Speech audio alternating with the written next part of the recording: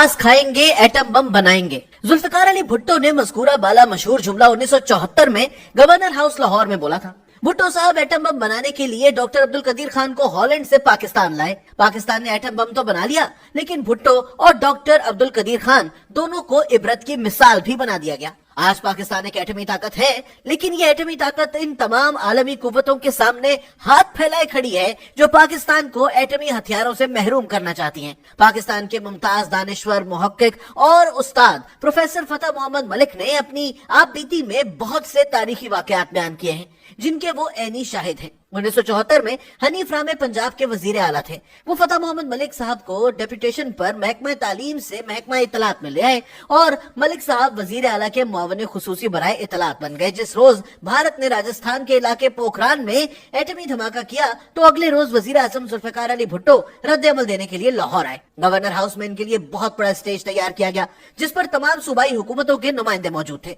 इस मौके पर भुट्टो ने कहा कि हम एटम बम जरूर बनाएंगे, अगर हमें घास खाना पड़ी तब भी हम एटम बम बनाएंगे। फतेह मोहम्मद मलिक साहब ने चंद रोज कबल शाया होने वाली अपनी आप बीती आशियाना गुर्बत से आशियां दर आशियां में लिखा है कि जब भुट्टो ने यह ऐलान किया तो सामईन में जोशो खरोश नजर आया, लेकिन स्टेज पर बैठे हुए अहले इख्तियार परेशानी के आलम में एक दूसरे को देखने लगे और फिर कुछ ही अरसे में हनीफ रामे समेत कई अहम शख्सियात पीपल्स पार्टी से भाग निकली। मलिक साहब अमेरिका की कोलंबिया यूनिवर्सिटी, जर्मनी की हाइडलबर्ग यूनिवर्सिटी और रूस की सेंट पीटर्सबर्ग यूनिवर्सिटी के अलावा पाकिस्तान की कई दरसगाहों में पढ़ा चुके हैं और इसीलिए ठोस सबूत के बगैर कोई दावा नहीं करते। इन्हें यकीन है कि भुट्टो को एटमी प्रोग्राम से बाज रखने के लिए अमेरिकी वजीर खारजा हेनरी किसिंजर के जरिए धमकी दी गई, लेकिन जब भुट्टो बाज ना आए तो इन्हें एक खौफनाक अंजाम से दो चार किया गया। मलिक साहब की आबीती के मुताले से पता चलता है कि सियासी लीडर जब मकबूलियत की इंतहा पर पहुंचता है तो फिर मकबूलियत को कायम रखना एक चैलेंज बन जाता है। एक मामूली सी गलती और कॉल फेल का तजाद इसे हीरो से विलन बना देता है।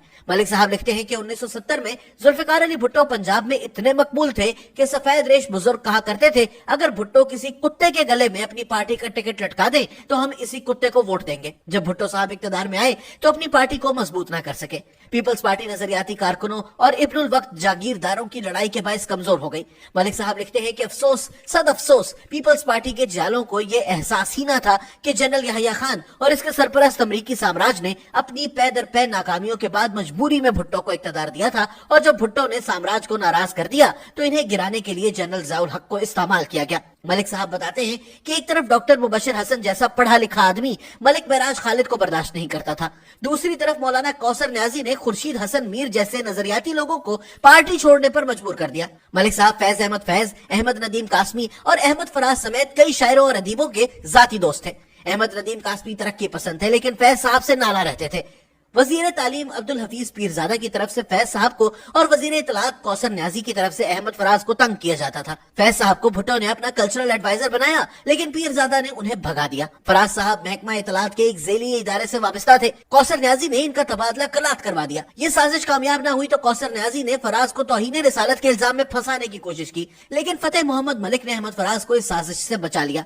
जब भुट्टो हुकूमत को खत्म कर दिया गया तो पीरजादा और कौसर न्याजी ने पार्टी छोड़ दी, लेकिन फैज और फराज जैसे लोग आमरीत के खिलाफ मुजाहिमत करते रहे। मलिक साहब बताते हैं कि जनरल ज़िया के दौर में फैज अहमद फैज जिला वतनी के अजाब में मुब्तला रहे। फैज साहब को बार बार भारतीय हुकूमत ने मुख्तलिफ यूनिवर्सिटीज में बड़े बड़े ओहदे पेश किए लेकिन इन्होंने इनकार कर दिया।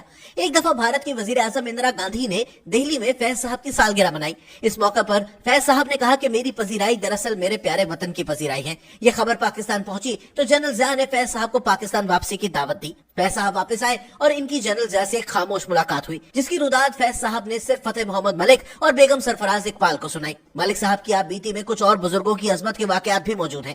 भुट्टो साहब के दौर में नई गाड़ी खरीदने के लिए परमिट जारी होते थे जिसकी फीस 10,000 रुपए थी। एक दफा मलिक साहब को पता चला कि मारूफ सहाफी शोरिश काश्मीरी गाड़ी खरीदना चाहते हैं। मलिक साहब ने इनके लिए एक परमिट का बंदोबस्त किया और इनकी खिदमत में पेश कर दिया। शोरिश काश्मीरी ने बड़े एहतराम से यह परमिट वापस कर दिया। तहरीक खत्म नबूवत में पंजाब पुलिस जावेद हाशमी को ढूंढ रही थी। मुजीबुर रहमान शामी साहब ने जावेद हाशमी को अपने घर में छुपा लिया था। मलिक साहब ने पुलिस को हाशमी की गिरफ्तारी से मना कर दिया। जब वफाकी हुकूमत ने मलिक साहब से वजह पूछी तो इन्होंने दलील दी कि हाशमी तो एक घर में छुपा बैठा था, कोई तकरीर नहीं कर रहा था, तो इसे गिरफ्तार करने की क्या जरूरत थी। मलिक साहब की आप बीती में भुट्टो की किताब आजादी मौहूम पर पूरा बाब शामिल है। ये किताब 1969 में लिखी गई जिसमें भुट्टो ने कहा कि अमेरिका हमारा दोस्त नहीं, हमारे दुश्मन का दोस्त है और दुश्मन के दोस्त की गुलामी पाकिस्तान के लिए इंतहाई खतरनाक है। امریکہ چاہتا ہے پاکستان کو بھارت کا غلام بنا کر رکھے۔ شاید ملک صاحب نے یہ باتیں آج کی پیپلز پارٹی کے لیے لکھی تھی۔ 2012 میں وہ انٹرنیشنل اسلامک یونیورسٹی اسلام آباد کے ریکٹر تھے۔ ایک عرب ملک کے دباؤ پر پیپلز پارٹی کی حکومت نے انہیں ان کے عہدے سے فارغ کر دیا، جس کا ذکر وکی لیکس میں بھی آیا۔ ملک صاحب نے اپنی آبیدی کے اختتام میں لکھا ہے کہ ہمیں مغربی سامراج اور عرب ملوکیت کے سامنے ہاتھ پھیلانے کے بجائے اپنے غلامانہ طرز فکر کو جرأت اظہار اور خود مختاری میں تبدیل کرنا ہے۔ ملک صاحب کی آپ بیتی ختم کرنے کے بعد میں سوچ رہا ہوں کہ ہم نے ایٹم بم تو بنا لیا، لیکن اس ایٹم بم کو ان سے کیسے بچائیں جن کے سامنے ہم نے ہاتھ پھیلا رکھے ہیں۔